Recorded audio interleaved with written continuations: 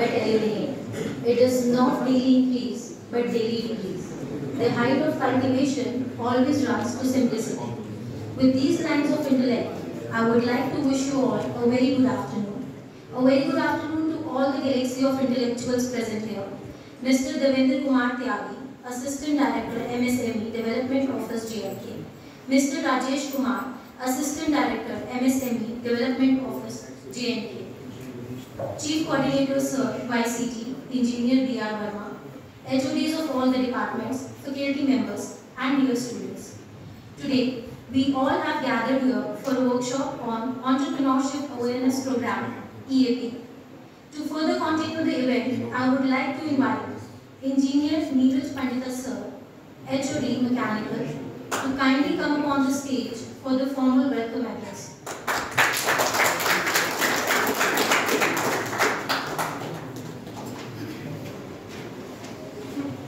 Good afternoon, students.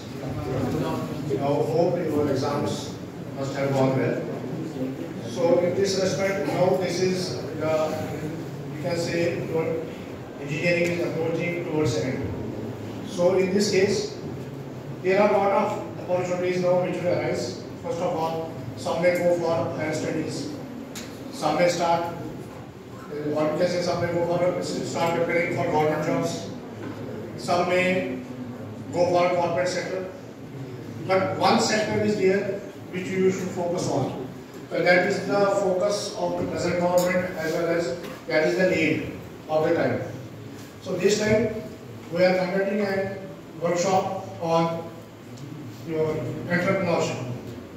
So most of you know about how to prepare exams, how to prepare competitive exams, or how to prepare for interview in corporate sector. But most of you don't feel or have the time or have the expertise to know about how we can start our own venture or how we can become an entrepreneur. And if you want to become an entrepreneur, who will help you in that respect? That is the big question. Most of the cases, people have ideas, but they don't know how to conceive those ideas and how to achieve that idea in the real shape. So in that case, what is the problem? The problem is that you need somebody to guide you.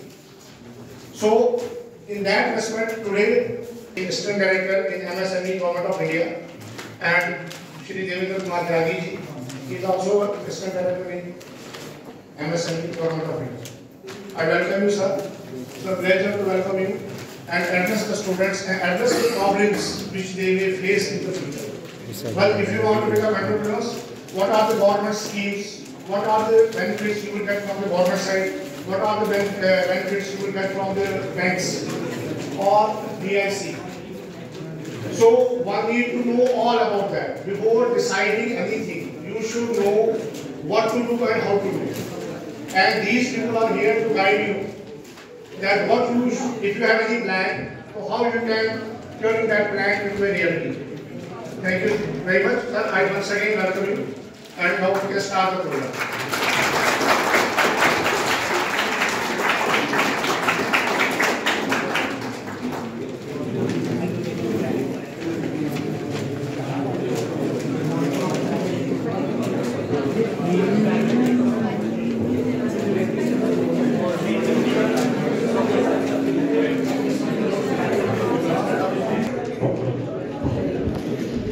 Class में आवाज आ गई?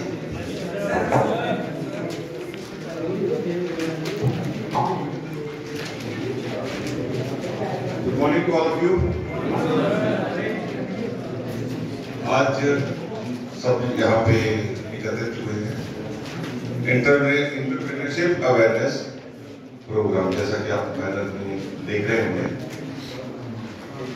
Banner देखिए, ये नीचे वाला सामने MSME development and facilities office. ठीक है, तो आज हम आगे एक दो घंटे इसी पे डिस्कस करेंगे, इन्हीं सब पे डिस्कस करेंगे। तो मंच पर आसीन आज इस कार्यक्रम के मुख्य अतिथि Shri Devendra Kumar Tyagi ji, assistant director ministry of MSME, government of India, MSME DFO Jammu,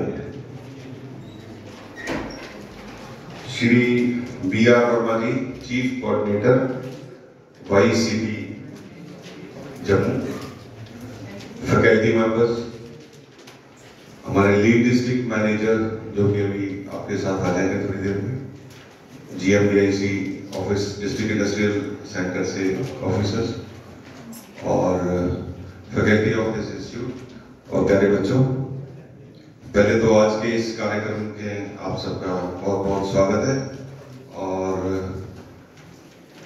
मैं बहुत प्राउड फील कर रहा हूँ कि आप सबके साथ मेरे को इंटरेक्ट करने का मौका मिल रहा है। तो मैं चाहूंगा कि आज का ये डिस्कशन हमारा वन वे ना रहे, टू वे हो, आपकी तरफ से क्वेश्चन आए तो हमें बहुत अच्छा लगेगा कि हमारी बात कुछ कम्युनिकेट हम कर पाए।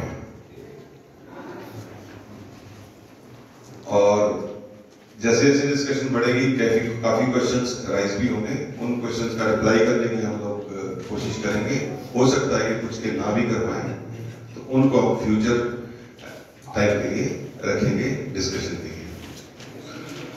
तो जैसा कि हम कहीं भी शुरू करते हैं प्रोग्राम, तो मेरा एक कॉमन क्वेश्चन रहता है जब मैं इंस्टीट्यूट्स के साथ कोई प्रोग्राम करता हूं, तो आप में से कितने लोगों ने पहले MSME वर्ड सुना था?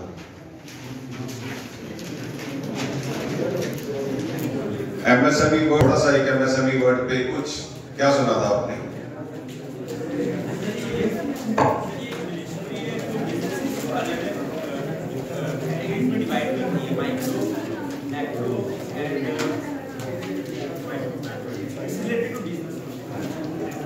और कोई कुछ बोलना चाहेगा MSME के बारे में? हाँ जी बोलिए प्लीज।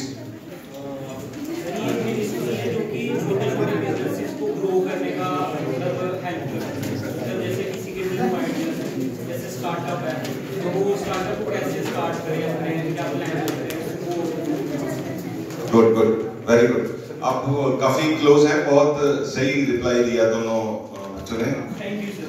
ठीक है, तो इसमें मैं आगे बढ़ के आपको मैं यही बताना चाहूंगा, micro small and medium enterprises, ministry of micro small and medium enterprises. Actually MSME क्या है? MSME जो के टर्नओवर आप सब लोग समझ रहे होंगे, फाइनल ईयर स्टूडेंट्स हैं, टर्नओवर सब लोग समझते होंगे। किसी भी यूनिट का जो एनुअल उसका बिजनेस है उसको टर्नओवर बोलते हैं। किसी भी यूनिट का टर्नओवर 250 करोड़ एनुअल है तो वो MSME है। अब टर्नओवर वो 1 लाख भी हो सकता है, एनुअल 10,000 भी हो सकता है, और मैक्सिमम 250 करोड़। 250 करोड़ से नीचे अगर एनुअल टर्नओवर है तो MSME है। अब आप इसमें समझ सकते हैं कि 250 करोड़ एनुअल टर्नओवर वाली इंटरप्राइज अगर हम देखेंगे इंडिया में हमारे सिनेरियो में, तो लगभग 95 to 97% के आसपास आता है।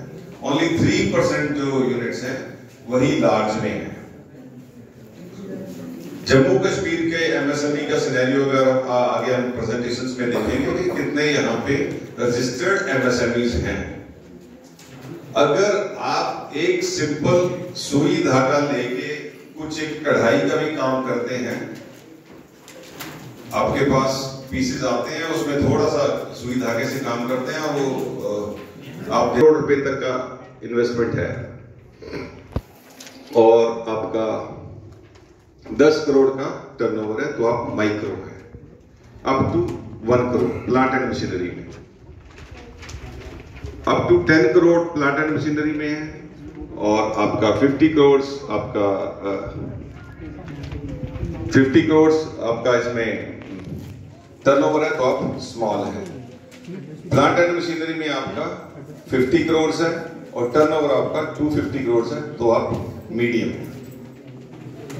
तो माइक्रो स्मॉल एंड मीडियम का डेफिनेशन में थोड़ा सा आपको क्लैरिफिकेशन हुआ होगा। अब 98% 97% यूनिट्स MSMEs हैं तो गवर्नमेंट के बहुत सी स्कीम्स रहती हैं MSMEs को बढ़ावा देने के लिए। उनके बहुत से इश्यूज रहते हैं, डे टू डे में बहुत सारे क्वेश्चंस रहते हैं जो कि क्वेश्चन रिजॉल्व करने की जरूरत होती है। तो उसके लिए ये मिनिस्ट्री है, ministry of micro small and medium enterprises. इस मिनिस्ट्री के स्टेट वाइज ऑफिसेज हैं। यहाँ का जम्मू कश्मीर के 2 ऑफिस हैं, जो कि एक श्रीनगर में है और एक जम्मू में है।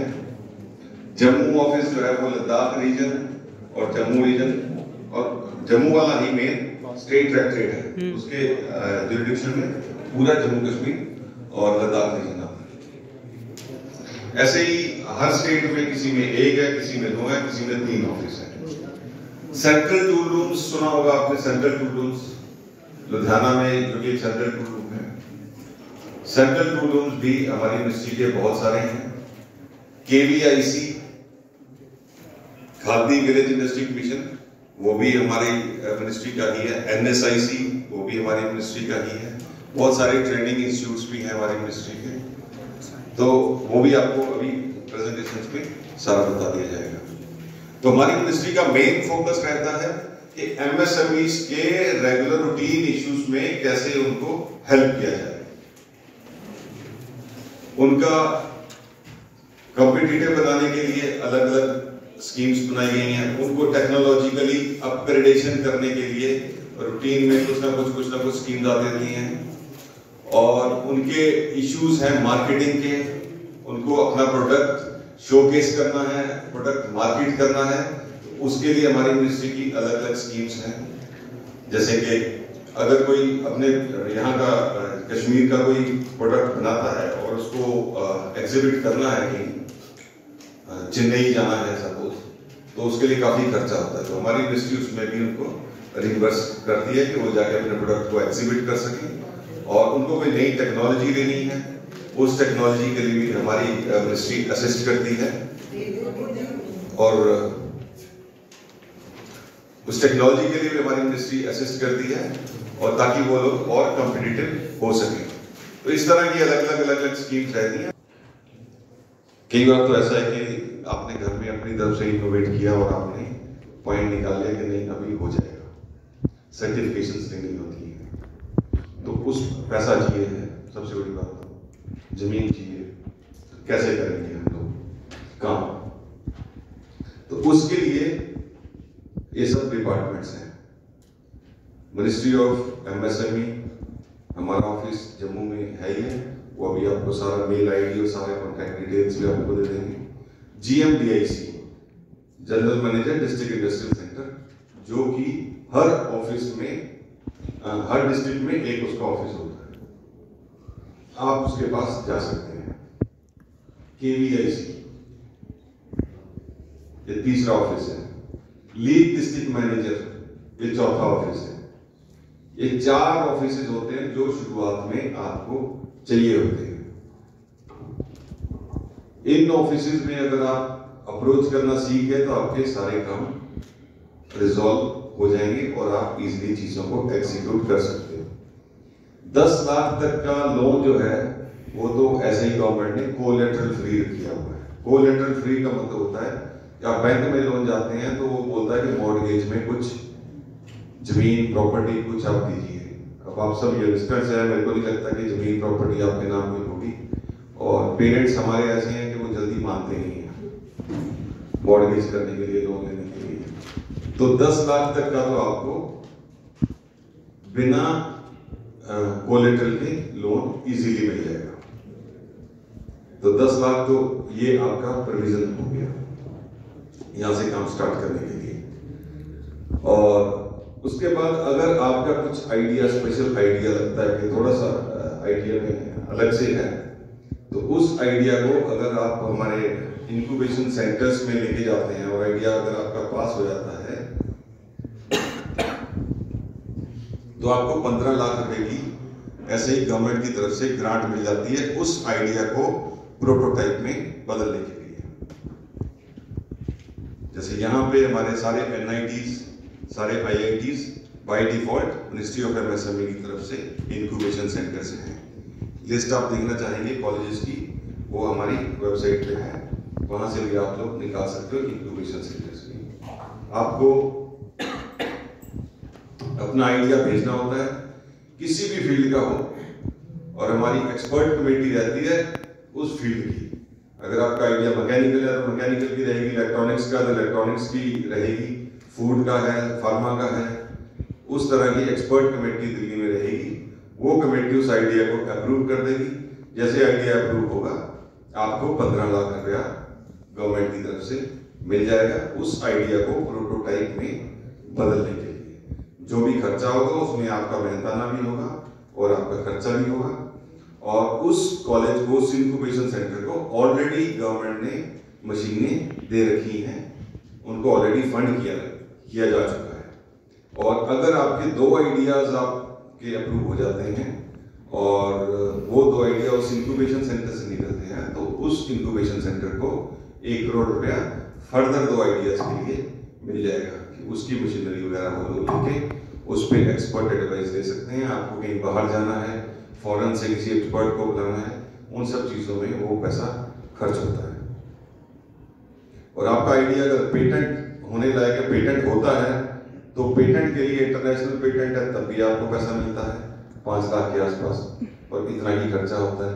इंडियन पेटेंट है तो 1 लाख के आसपास मिलता है, उसमें भी इतना ही खर्चा होता है। और आइडिया जब हो गया उसको एग्जैक्टली हमें एग्जीक्यूट करना है। अभी हमने एक मशीन सोची, सोचने के बाद हमें 15 लाख रुपया मिला, 15 लाख मिल के हमने मशीन का प्रोटोटाइप डिजाइन कर लिया, प्रोटोटाइप हमारा तैयार हो गया, सक्सेस हो गया, उसको हमने ग्राउंड पे टेस्ट भी कर लिया और टेस्ट रिपोर्ट्स भी ले ली। अब उसको एग्जीक्यूट करने की बारी आती है कि अब मेरे को इसको मास लेवल पे प्रोडक्शन करनी है। तो उसके लिए भी गवर्नमेंट ने 1 करोड़ रुपए का सीड फंडिंग का प्रोविजन कर रखा है। कुछ लोन होता है, सॉफ्ट लोन होता है, और कुछ उसमें ग्रांट का पोर्शन होता है, वो अलग अलग तरीके से है।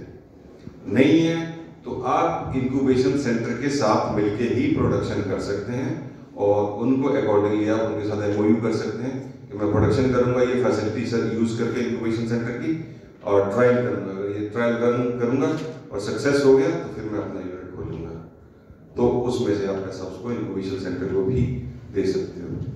तो मेरे कहने का मतलब है कि गवर्नमेंट ने काफी चीजें फ्लेक्सिबल कर रखी हैं आपको एज ए एंटरप्रेन्योर आगे लाने के लिए।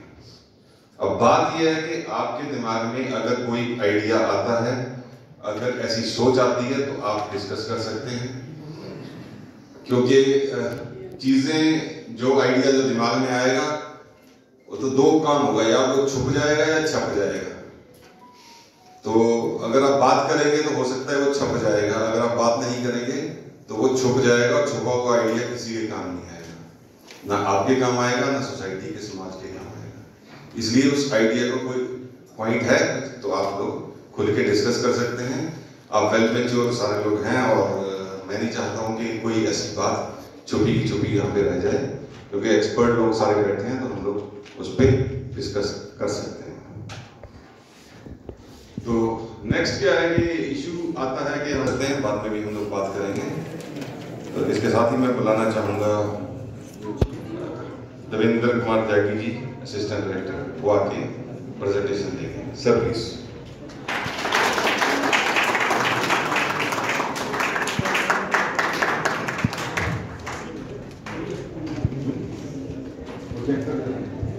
Thank you, Rajesh ji. Once again, I welcome all the dignitaries in the hall and participants. वो रखा नहीं है, कई सारी कंपनियों के नाम मैं जानता हूँ, और वैसे भी जितनी भी प्लेसमेंट कंपनियां आती हैं वो 3.5 लाख से लेकर 8-10 लाख तक के रेंज में 90% स्टूडेंट्स को ले लेती हैं। कुछ बहुत कम स्टूडेंट्स रहते हैं जिनको 10 लाख या उसके ऊपर के पैकेज में रखा जाता है। अब आपने इंजीनियरिंग की है, कंपटीशन पास किया है, इस सिचुएशन में आगे फाइनल ईयर में है, घर वाले भी पूछने स्टार्ट हो गए होंगे कि क्या करने वाले हो, किस कंपनी में जा रहे हो, फ्यूचर क्या है, कई सारे क्वेश्चंस आपके सामने आने स्टार्ट हो गए, आ रहे होंगे ना, और आने भी चाहिए। 4 साल आपने लगाए हैं, घर वालों का पैसा भी खर्च हुआ है और फ्यूचर सामने खड़ा है। तो उस सिचुएशन के आगे, इस सिचुएशन के बीच में लोग क्या करें?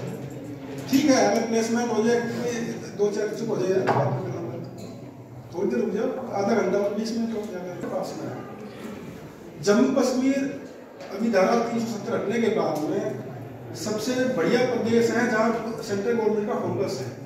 वो चाहते हैं कि इस प्रदेश के अंदर नए नए उद्योग स्थापित हों, यहाँ पे एम्प्लॉयमेंट जनरेशन हो और मैक्सिमम बेनिफिट हम स्टेट को दे पाएँ। तो उसी के बारे में हम लोग आए हैं। एग्जाम्पल्स की कई सारी स्कीम्स अभी हम लोग डिस्कस करेंगे।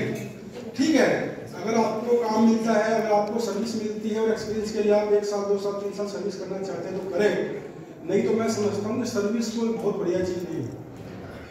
दूसरे को दुनिया में कोई कैटेगरीज हैं, एक मालिक है, एक नौकर है, ठीक है ना, एक अमीर है, एक गरीब है। हम लोग मध्यम वर्ग में हैं, जितने लोग यहाँ बैठे हैं मैक्सिमम जो हैं हम लोग मध्यम वर्ग में हैं। हमें अमीरी की तरफ जाना है, गरीबी की तरफ नहीं जा रहे हैं। मालिक बनने का हमें सोचना स्टार्ट करना पड़ेगा। अभी तक जितना भी प्रोग्राम हमारे दिमाग के अंदर है, प्रोग्राम समझते हैं आजकल फर्स्ट फोकस रहता है कि एमएनसी में हमें सर्विस मिल जाए, सेकंड फोकस रहता है सेंट्रल गवर्नमेंट में मिल जाए। जम्मू कश्मीर में तो सर्विसेज बहुत है, तो स्टेट गवर्नमेंट में बहुत ज़्यादा लोग सर्विस में, आपके मतलब फायदा हो सकता है दोनों की सर्विस में हो, और सिंगल तो होगा ही होगा। वो भी ना मिले तो फिर हम लोग प्राइवेट लिमिटेड में या लिमिटेड में आ जाएं, और लास्ट में ना मिले फिर हम सोचते हैं आप बिजनेस कर लेते हैं, कोई काम कर लेते हैं। ऐसा हमारा प्रोग्राम है। लेकिन सिचुएशन आज का जो सिनेरियो है इसके विपरीत है। आज की डेट में 2010 के बाद में अब लेफ्ट आउट लोग बिजनेस नहीं करते हैं। अब लोग जो लोग बिजनेस करना चाहते हैं वो बिजनेस करते हैं, जो पढ़े लिखे लोग हैं वो बिजनेस करते हैं। आज पूरी दुनिया में स्टार्टअप की बात हो रही है, अपने सेल्फ एम्प्लॉयमेंट की बात हो रही है, तो इसीलिए हो रही है। काफ़ी बड़े फर्क हैं। एक दो फर्क की अगर मैं बात करूँ, सिंपल सा है, तो उनके गुर्बत के लिए हमारे पास में 10,000 रुपये से लेकर के और 30 करोड़ तक की ग्रांट और इंसेंटिव रहते हैं, अलग अलग सेगमेंट में, अलग अलग सेगमेंट्स में हम उनको प्रोवाइड करते हैं, और वो जिसके सेक्टर में फॉल करते हैं उसको नेक्स्ट लेवल पे जाने की कोशिश करते हैं। दूसरा एफर्ट हमारा क्या रहता है, जैसे आप लोग हैं, अगर आप नए एंटरप्रेन्योर्स चाहे एंटरप्रेन्योर जितने भी हैं वो अपना यूनिट लगाना चाहते हैं, तो उनको कहाँ अप्रोच करनी चाहिए? एमएसएमई, क्योंकि टेक्निकल सोल्यूशन हम देंगे, प्रोजेक्ट कौन सा आपको सेलेक्ट करना चाहिए उसमें एडवाइस हम लोग देंगे, और अलग अलग टाइम पे आपको लिस्ट तोड़ते हैं। तो कहीं से अगर आपको स्टार्ट करना है, अपना बिजनेस स्टार्ट करना है, कोई बिजनेस आइडिया आपके पास में है, इनोवेटिव है या जनरल है, ये कोई मैटर नहीं करता है, पैसा बनना चाहिए। टेस्टिंग का बिजनेस है, सर्विसिंग का बिजनेस है, कुछ भी आपके पास आइडिया है तो बड़ी अच्छी बात है। आइडिया मतलब ऐसा भी नहीं है कि इनोवेशन की बहुत बात करते हैं आजकल हम लोग कि इनोवेटिव होना चाहिए, फिर भी यूनिक आइडिया होना चाहिए, कुछ नहीं। कोई भी ऐसा आइडिया होना चाहिए जिसमें आपके पैसे बनते हैं, जो भी आपके आसपास में रजिस्ट्रिंग करें, जो भी आपको लगे सुटेबल है वो करिए। कोई कंपनी TCS हो या कोई दूसरी तीसरी जो भी कंपनियां प्लेसमेंट के लिए आती हैं, वो 5 लाख है नाम, 7 लाख है नाम, 10 लाख है नाम के हिसाब से एक्सपेंशन की जरूरत है, फिर से पैसा चाहिए, तो गवर्नमेंट अगेन आपको जो है 1 करोड़ तक का लोन आपको प्रोवाइड करती है, बिना कोलेटरल के प्रोवाइड करती है। सेकंड टाइम जो है, क्योंकि आपके पास में बैलेंस शीट हो जाती है, 2-3 बैलेंस शीट है, जो भी आपका खर्चा हुआ रिम्बर्समेंट के लिए आप अप्लाई करिए, पूरा पैसा आपको मिलता है। अगर आपने कोई एंटरप्राइज स्टार्ट कर लिया, उसमें कोई इनोवेटिव कोई इतना नहीं खर्चा आपका, स्टॉल चार्जेस होते हैं, क्या क्या खर्चा होता है ट्रेन में जाने के लिए, स्टॉल चार्जेस हैं, एंट्री पास चार्जेस हैं, आपके ट्रेन चार्जेस है, टू एंड फ्रो रेंट है, तो उसका 80% तक आपको ग्रांट देता है। साल में 2 बार आप किसी भी ट्रेड फेयर में जा सकते हैं, देश के अलग ट्रेड फेयर में। इंटरनेशनल ट्रेड फेयर का डेवलप नहीं हो पा रहा, या उनसे आप कंपटीशन नहीं कर पा रहे, तो उसमें हमारी स्कीम है क्लस्टर स्कीम, इसमें 20 कंपनियां। जैसे हमने पैसा तो उठा लिया, जी थोड़ा सा आगे आइए। जैसे इसमें हमने पैसा उठाया गवर्नमेंट, हाँ या पैसा लिया, तो मान लो जैसे कंपनी में लॉस हो गया, हमें जो हम रेवेन्यू जनरेट नहीं कर सकते, फिर वो मनी हम वापस कैसे देंगे उनको? उसमें भी हमारी एक स्कीम है, मान लिया किसी अनफिट फैक्ट्री की वजह से आपकी कंपनी बंद हो गई या आपका लॉसेस में आ गए, तो उसमें 20% हम लोग फिर एक्स्ट्रा आपको सब्सिडी देते हैं, जितना लोन आपको, मान लिया आपको कोई 1 करोड़ का लोन था, तो इमरजेंसी क्रेडिट लाइन स्कीम उसको हम लोग बोलते हैं, तो 20% 20 लाख और आपको देते हैं उस काम को रन अप करने के लिए, उसको स्पीड बनाने के लिए। तो सर जैसे हम लेंगे मनी, हाँ वो साथ में इसमें इंटरेस्ट भी तो फिर चढ़ेगा ना? हाँ, इंटरेस्ट देना पड़ेगा, बैंक आपका सबसे बढ़िया पार्टनर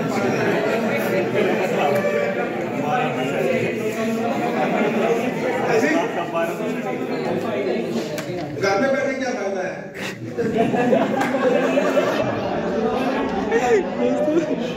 मतलब आप चाहते हैं कि गवर्नमेंट पैसा दे दे, आप उसको उड़ा रहे हैं, पूरे लॉस हो गया।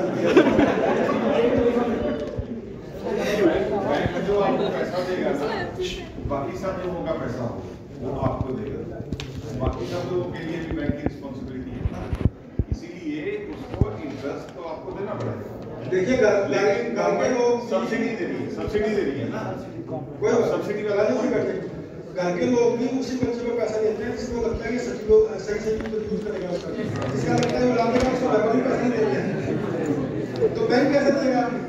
बैंक आपको पहले जब इन्फॉर्मेशन ले सकता है कि फाइनल प्रोजेक्ट है नहीं है, कॉम्पिटेटर है, आर्टिकल पाएगा, इस कैपेबिलिटी है नहीं है, ऐसा नहीं है मैंने कहा पैसा देता है। वो सारी चीजें तो रिव्यू ईयर्स का अपना प्रोसेस है। सर इसमें जो ये बैंक पैसा देता है, सर ने बताया, आपने बताया कि वो 10 लाख रुपए का पैसा देता है विदाउट एनी मॉर्गेज है। हाँ। तो सर जब उसने बैंक ने 10 लाख रुपए का पैसा दिया, एक क्वेश्चन ये है कि उसका रेट ऑफ इंटरेस्ट वही बैंक वाला लेगा। ये उसमें 10 लाख रुपए तक तो सेम इंटरेस्ट के देता, कोई पॉलिटिक नहीं होती। 10 लाख से ऊपर अगर आप लेते हैं तो हमारी एक स्कीम है CGTMSME, उसमें 1% एक्स्ट्रा पैसा लगता है, उसका अलग से बोर्ड है इंश्योरेंस संबंधित उसके तरीके से, वो 75% अमाउंट की आपकी गारंटी दे देता है। क्वेश्चन ये कि आपने 10 लाख रुपए दिया, उसके ऊपर रेट ऑफ इंटरेस्ट क्या है? कोई सेम कोई भी दूसरी चीज सर जो उसको रिटर्न करना है, उसका जो पीरियड स्टार्ट कब से होगा? उसी दिन से या नहीं, 6 मंथ नहीं, 6 मंथ की नहीं। अगर आपको लगता है मेरे प्रोजेक्ट में 1 साल लगेगा तो 1 साल के बाद आपका इंटरेस्ट तो डेबिट है, EMI आपको 1 साल बाद से स्टार्ट करेंगे। इंटरेस्ट फर्स्ट डे से लग जाएगा या 1 साल के बाद? वो आप डिसाइड करें, मुझे 1 मंथ के बाद मेरे को स्टार्ट हो जाएगा, 9 मंथ के बाद हो जाएगा, मैंने हाफ ईयर के बाद, वो आपस में कुछ अंडरस्टैंडिंग होता है। तो वो टाइम आप लोग मिलता है, ऐसा नहीं है कि आपने लोन लिया कल से EMI नहीं स्टार्ट हो जाएगी। मतलब MSME एक ब्रिज बनेगी बिटवीन कंज्यूमर एंड बैंक। मतलब हम लोगों को बैंक में जाने की जरूरत नहीं है, लोग MSME के पास आएंगे, वो हमें बैंक में करवाना है। हम आपकी एप्लीकेशन बैंक में फॉर्म करते हैं, वो एक प्रोसेस है ताकि बैंक आपको इंटरनेट नहीं तो बैंक इंटरनेट नहीं है। और कोई कुछ पूछना चाहता है बताइए। 4 महीने बाद दिक्कत आएगी, इसलिए कोई पूछना चाहता है पूछ सकता है। ठीक है सर, तो हमारी ठीक है, आज का ये लेक्चर यही खत्म करते हैं हम लोग, काफी लंबा हो गया है।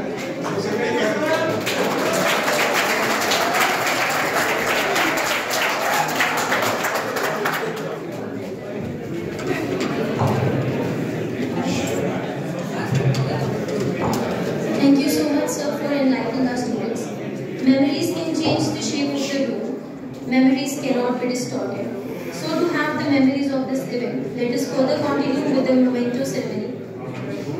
I would like to request Engineer Neeraj Panta, sir, to kindly handle the memento ceremony.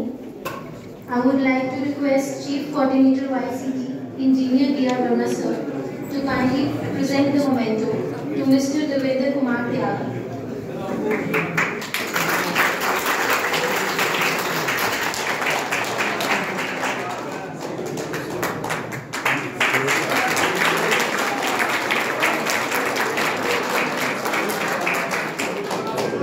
Thank you, sir. Further, I would like to request Engineer Rajneesh Mogutra, sir, HOD Civil, to kindly present the memento to Mr. Rajesh.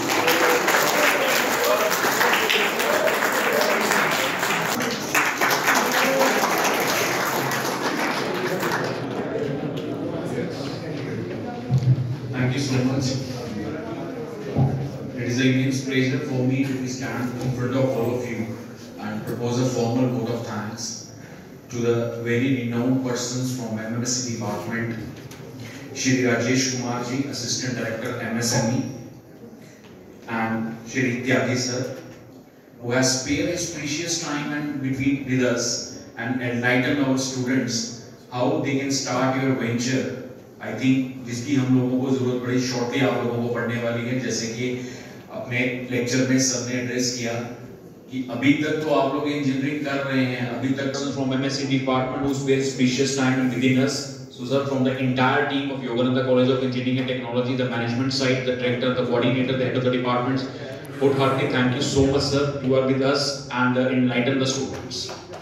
I would also like to thank all the heads of the departments of the various departments who will also spare his precious time and become this part of this program. Not last but most important, the students of final year of all the branches who listen this seminar very carefully. Again, thank you so much. Again, I would like to thank our technical team. Without their support, this type of seminar cannot be possible. So thank you once again, all. Thank you.